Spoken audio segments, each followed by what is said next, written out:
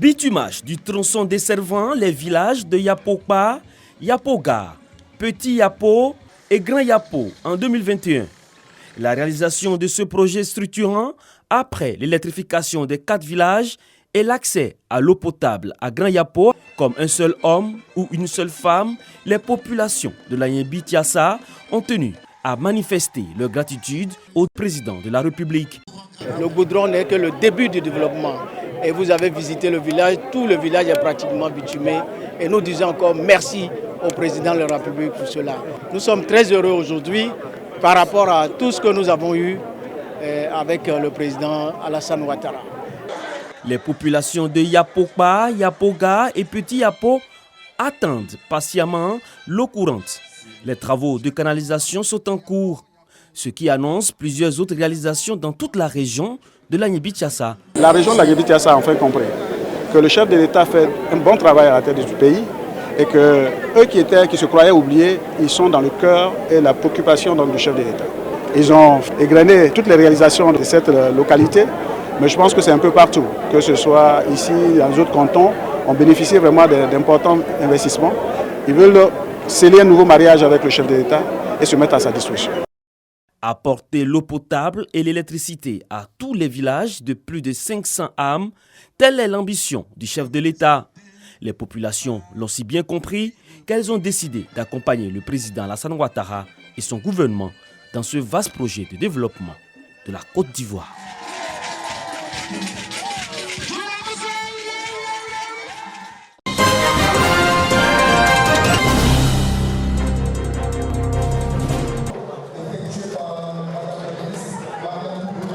Ce geste de la ministre Maria Tokone tourne une page de l'histoire de la sous-préfecture de Kanakono, département de Tengrela. Excite l'image des anciens locaux de la sous-préfecture, désormais un mauvais souvenir, car jugés vétustes et inappropriés par les populations. Les papiers administratifs se feront désormais dans ce bâtiment flambant neuf aux standards nationaux. Les femmes sont sorties nombreuses, les vieux sont là, les chefs de village, les chefs des cantons, la diaspora est là. Il y a des gens qui ont quitté Kanakono il y a plus de 26 ans. Je vous assure, madame la ministre, qui sont venus pour cette cérémonie. 40 millions de francs CFA, c'est le coût de ce bâtiment offert gracieusement par l'un des fils de Kanakono. Si les 22 000 habitants de la sous-préfecture sont heureux, la ministre Maria Tokone, marraine de la cérémonie, dit l'être encore plus. Elle salue donc le geste du donateur qui cadre bien avec celui du citoyen modèle voulu par le président de la République, Alassane Ouattara. C'est une occasion qui est belle parce qu'elle s'inscrit dans la vision du président de la République, son Excellence Alassane Ouattara, de rapprocher l'administration des populations. Merci d'accompagner le gouvernement ivoirien dans la réalisation de ses ambitions pour le développement de notre pays.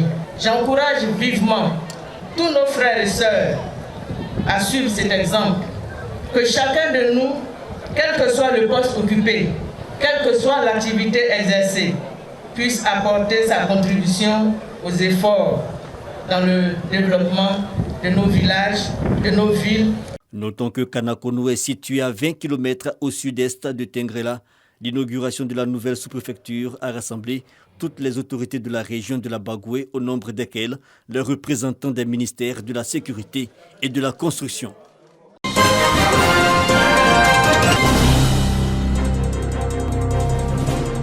Un système d'irrigation solaire et du matériel agricole aux femmes du maraîcher de Nakaa dans la sous-préfecture de Komborodougou, région du Poro, dont du programme alimentaire mondial PAM. Objectif, permettre à ces femmes d'accéder à l'eau potable en toute saison afin de produire abondamment. On sait qu'il y a un problème d'eau, donc cet ouvrage va aider les femmes qui travaillent la terre d'irriguer leur production toute l'année. Grâce à cet appui du PAM, les femmes pourront également continuer d'alimenter le grenier de la cantine scolaire de Nakaa en produits frais. Un réel coup de pouce à la scolarisation obligatoire dans ce village. Le ministre directeur de cabinet du président de la République était représenté à cette cérémonie par son adjoint. Amani Félicien Ipou a exprimé la reconnaissance du gouvernement au programme alimentaire mondial et exhorté les femmes à plus d'efforts.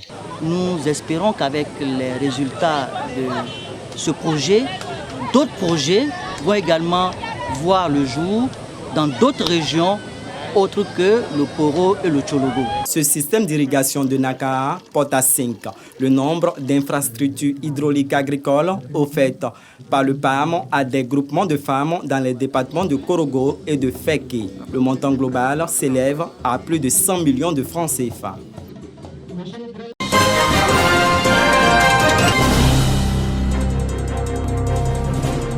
L'édition 2021 du prix d'excellence de la NADER a désigné Kona Nissé, technicien spécialisé en culture pérenne, à Tabou, meilleur agent à NADER de la direction régionale du Sud-Ouest.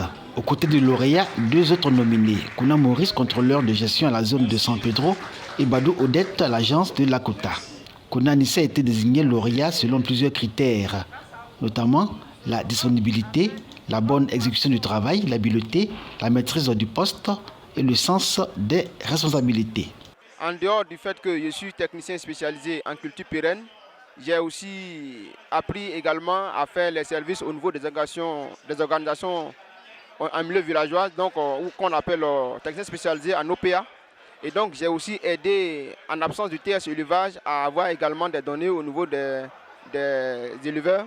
Et donc tout cela a été réellement récompensé par la hiérarchie et je suis content. Le prix d'excellence de la NADER est à sa 6e édition. Aujourd'hui, elle a gagné en notoriété et fait la fierté de la direction régionale du Sud-Ouest, autant que la direction générale de cette structure dont les agents y voient une excellente source de motivation pour le rayonnement de la NADER. Cette manifestation commence à prendre de l'ampleur et nous ne pouvons que nous engager, faire en sorte que ça se perpétue. Pour le bonheur de la NADER aussi, pour faire en sorte que les gens soient méritants, soient tous primés et qu'on donne en même temps l'occasion à ceux qui n'ont pas encore eu cette occasion d'avoir ces prix-là, puissent aussi en bénéficier. La direction générale, dans sa volonté de bâtir une structure solide, met chaque année en exergue une politique de motivation de la principale ressource dont elle dispose, c'est-à-dire les ressources humaines. C'est pourquoi nous avons toujours encouragé ce genre de cérémonie, en ce sens qu'elle permet de reconnaître les mérites des agents qui, par leur abnégation et leur sérieux au travail, se dévouent chaque instant au rehaussement de l'image de marque de notre agence. 17 seniors qui ont été admis à faire valoir leur droit à la retraite ont été honorés. Chacun a reçu un prix pour service rendu à la NADER. L'édition 2020 n'a pu se tenir en raison de la pandémie à coronavirus. Kona Nissé, lauréat 2021, succède ainsi à Kwasi Somé Golou, anciennement technicienne supérieure en culture pérenne à la zone de Sobré et aujourd'hui chef de zone à NADER de Gagnoa.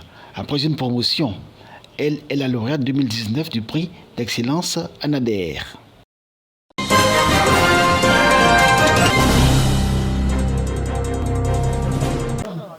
Une journée sportive et culturelle en marge de la célébration de la Journée internationale de la femme. C'est à travers cette activité que l'amicale des institutrices stagiaires du CAFO de Gagnoa a fait sa sortie. Handball, sketch, prestations de danse et de chorale étaient au menu. À cette occasion, la présidente de l'amicale s'est engagée à rassembler et à mobiliser toutes les enseignantes stagiaires autour d'une chaîne de solidarité et d'entraide.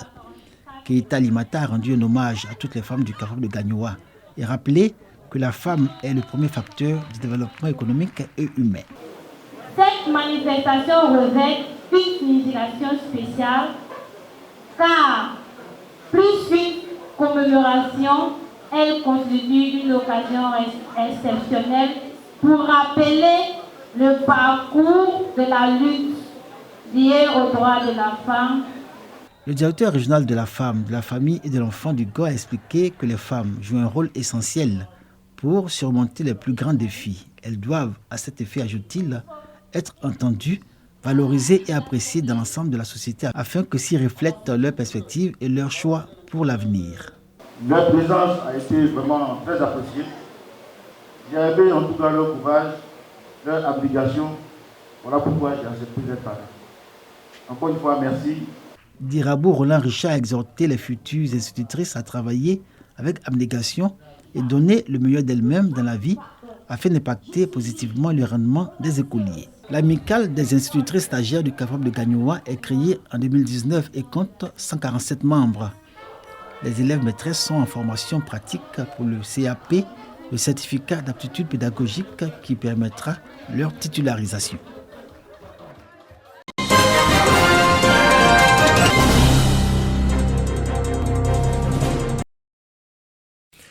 La célébration de la Journée internationale des droits de la femme du 8 mars à Issia a été meublée la veille d'une séance de dépistage du cancer du col de l'utérus, du sein, du diabète et de l'hypertension artérielle, d'un concours culinaire et des activités sportives. Le jour J, un défilé des associations féminines sur la terre principale conduisant à l'esplanade de la préfecture d'Issia. Un moment pour les femmes du département de faire le bilan des luttes engagées pour plus de places et de droits, mais aussi de sensibiliser à une prise de conscience collective. Une conférence pour que chacune puisse percevoir la nécessité d'un changement de comportement pour freiner le réchauffement de la planète. Ces femmes ont également eu droit à un partage d'expériences en matière d'entrepreneuriat féminin pour une autonomisation. Cette célébration a été l'occasion pour le préfet Adama Diomande d'inviter les femmes d'ici à privilégier le vivre ensemble, l'union et à ne pas baisser les bras dans la quête de l'autonomisation et des droits.